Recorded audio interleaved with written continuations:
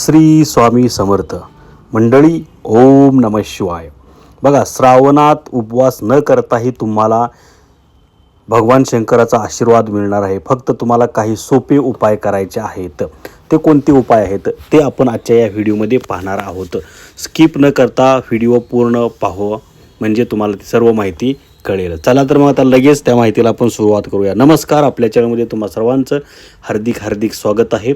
तुम्हा सर्वांना आजचा दिवस हा शंकराच्या वतीने आनंदाचा भरभराटीचा जावो. बघा, आजच्या या व्हिडिओमध्ये आपण पाहणार आहोत की उपवास न करताही तुम्हाला श्रावणामध्ये शंकराच्या भक्तीचं भरपूर असं फळ मिळणार आहे. मग त्यासाठी काही गोष्टी करणं गरजेचं आहे. त्या कोणत्या गोष्टी करायच्या आहेत चला जाणून घेऊया लगेच. बघा, प्रत्येकाला श्रावण सोमवारचा उपवास करण्याची इच्छा असते, परंतु कधीकधी इतर अडचणींमुळे उपवास करणे शक्य होत नाही. जर तुम्ही सुद्धा काही कारणास्तव उपवास करू शकत नसाल तर ज्योतिष आणि धर्मग्रंथामध्ये असे काही उपाय सांगितलेले आहेत जे तुम्हाला उपवास न करता भगवान शिवाचा आशीर्वाद मिळण्यास मदत करू शकतात. ते कोणते उपाय आहेत आता लगेच आपण ते जाणून घेणार आहोत. बघा, श्रावण महिना भगवान शिवाला समर्पित मानला जातो. या संपूर्ण महिन्यात शिवभक्त भगवान शंकराची पूजा करतात आणि श्रावण महिन्यातील प्रत्येक सोमवारी व शनिवारी उपवास करतात. हे उपवास करताना भक्तगण महादेवाकडे सुख समृद्धी आणि आपल्या इच्छांच्या पूर्ततेसाठी प्रार्थना करतात. धार्मिक मान्यतेनुसार श्रावण महिन्यातील सोमवारी भगवान शिवाची पूजा केल्याने त्यांचा आशीर्वाद प्राप्त होतो. म्हणूनच मोठ्या संख्येने भक्त या दिवशी उपवास करतात आणि शिवलिंगाला जल अर्पण करतात. मात्र कधीकधी आजारपण, प्रवास, नोकरी किंवा इतर अडचणींमुळे लोकांना श्रावणातील दर सोमवार व शनिवारची उपासना करणे शक्य होत नाही. त्यांना मंदिरात जाणं शक्य होत नाही. अशा परिस्थितीत त्यांनी निराश होण्याची गरज नाही. धार्मिक मान्यतेनुसार जर एखादी व्यक्ती काही अडचणींमुळे उपवास करू शकत नसेल, मंदिरात जाऊ शकत नसेल, तरीही ती आपल्या श्रद्धेने आणि भक्तिभावाने भगवान शिवाची उपासना करू शकते.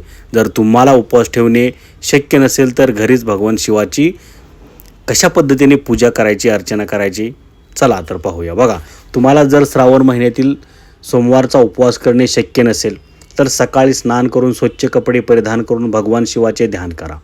त्यानंतर तुम्ही घरातील शिवलिंगासमोर किंवा भगवान शिवाच्या प्रतिमेसमोर बसून भक्तिभावाने पूजा करू शकता. तुमच्या घरी शिवलिंग असेल तर त्याला शुद्ध पाण्याने भरलेला कलश अर्पण करा. तुमच्या श्रद्धेनुसार तुम्ही गंगाजल किंवा कच्च्या दुधाने अभिषेक देखील करू शकता. त्यानंतर भगवान शिवाला बेलपत्र, फुले, फळे अर्पण करा. पूजेदरम्यान तुम्ही ओम नमः शिवाय या मंत्राचा जप करा.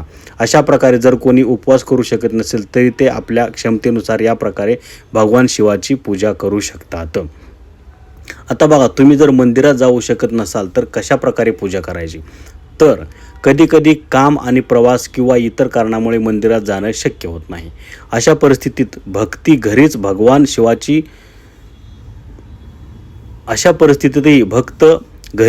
शिवाची पूजा करू शकतात.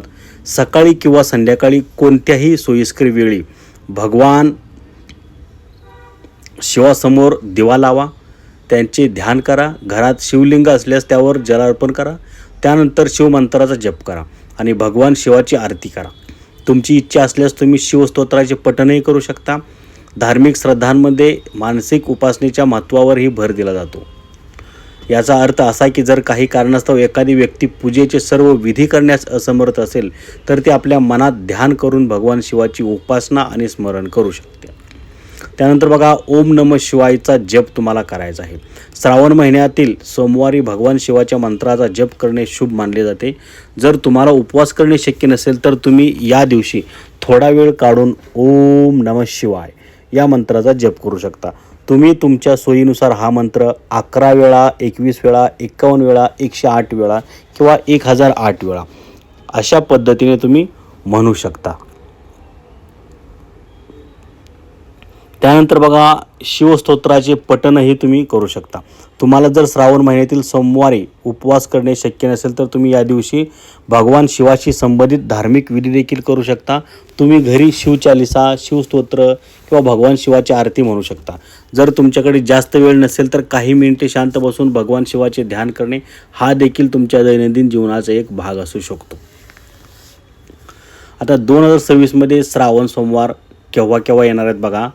तर पंचांगानुसार 2026मध्ये श्रावण महिना हा ऑगस्ट 2026 गुरुवार रोजीपासून सुरू होईल आणि शुक्रवार 11 सप्टेंबर रोजी संपेल. या काळात श्रावणाचे 4 सोमवार येत आहेत.